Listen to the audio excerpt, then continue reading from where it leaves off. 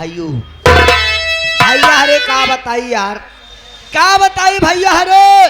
आज जब हम सोवत रहे, आज के रात जब सोवत रहे तो हम देखत का ही हमरे काने में आवाज जात बा कि हमार भैया हमका काहे नहीं काहे बिना कोरावत बा।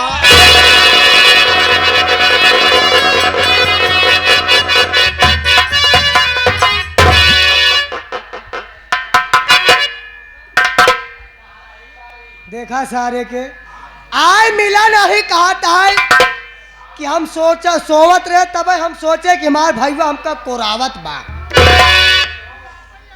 का कही एक सारे के कुछ कहत नहीं, बन बड़ा हटे ना हमसे कर दे।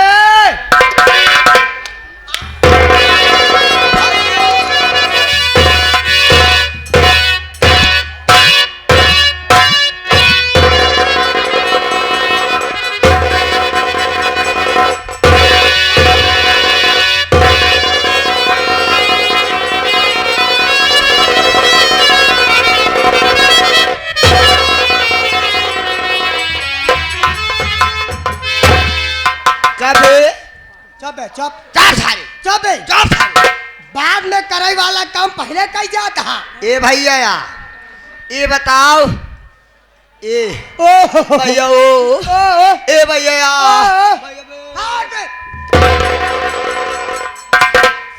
ए भैया कैसे फंसाए घूमत बे। ए भैया या तय तनी रात के हमका काहे बिना कोराए बे।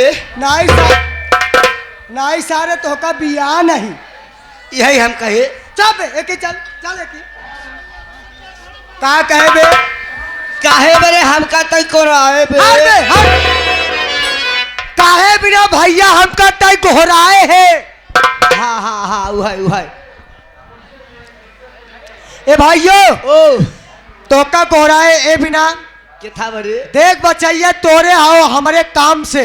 हाँ घरे वाले एकदम परेशान है। सही है भैया, घरे वाले ये सोचत है कि हमारा दोनों बेटवा एकदम नालायक निकल गया है।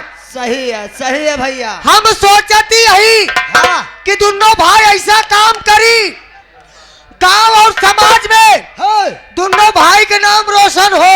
अच्छा हम सोचती यही कि चल दोनों भाई नौकरी ढूंढी, आज जब नौकरी मिल जाए ना हाँ तो पैसा मिली बे पैसा।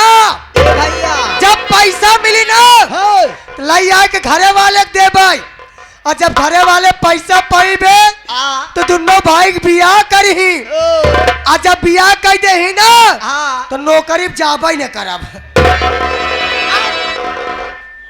ए भैया जाए कहूँ ना ब्याह। हाँ आवा चली ही जहाँ मेला लाग बा बगल वाले गांव में।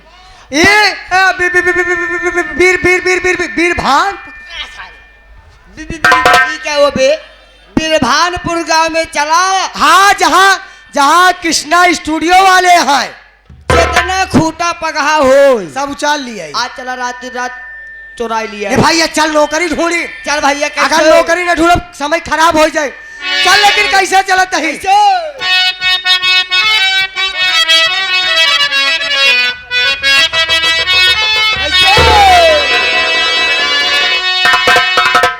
कि नहीं हरे हो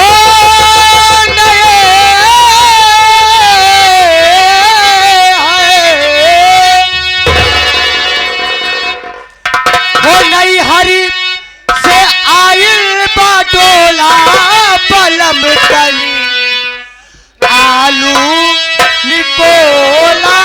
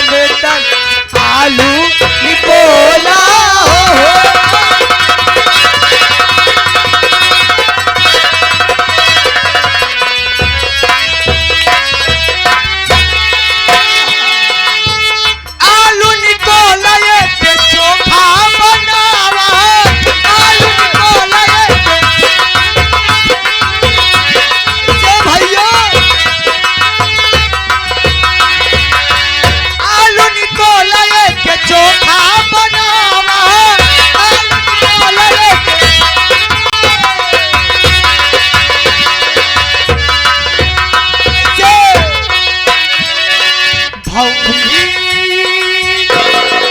अबे भौरी बे भौरी अबे मोर मोर सौरी भौरी भौरी भौरी के साथ ठकेला